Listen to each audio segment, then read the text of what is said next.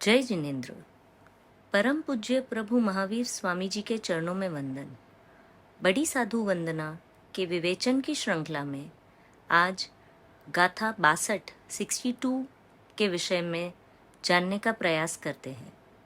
वसुदेवना नंदन धन धन गज सुकुमाल, रूपे अति सुंदर कलावंत वय बाल। पिछली गाथाओं में आपने अनीक सेन आदि 6 भाइयों की दीक्षा के विषय में जाना था। अब वसुदेव जी और देवकी जी के 8वें पुत्र गज सुकुमाल जी के विषय में जानते हैं। गाथा 60 में आपने जाना कि अनीक सेन आदि 6 मुनि बेले बेले पाड़ने का तप कर रहे हैं। किसी समय नेमिनाथ जी भगवान विचरण करते करते द्वारिका नगरी के बाहर सहस्राम्र उद्यान में पधारे। एक दिन इन 6 मुनियों का बेले तप का पाड़ना था। तब प्रभु की आज्ञा लेकर 6 मुनि गोचरी के लिए 2-2 के 3 संघाड़े में निकले।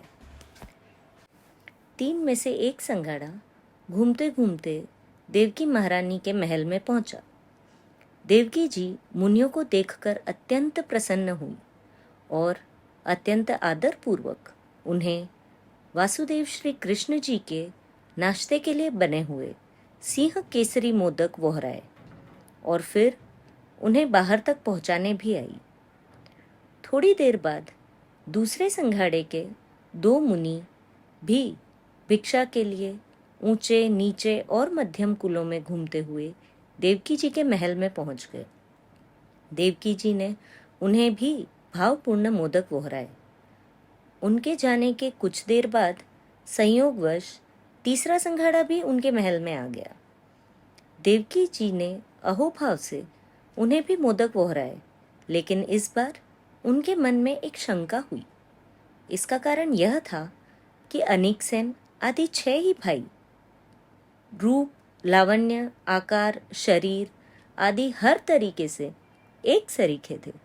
6 मुनि नल कुबेर के समान अत्यंत रूपवान थे।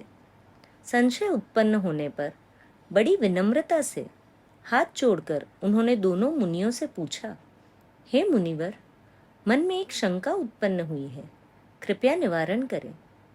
क्या देवलोक जैसी इस द्वारिका नगरी में लोगों के मन की श्रद्धा में फर्क आ गया है, या फिर दान करने की भावना में कमी आ गई है, जिससे आप मुनियों को 3-3 बार एक ही घर में भिक्षा के लिए पधारना पड़ रहा है।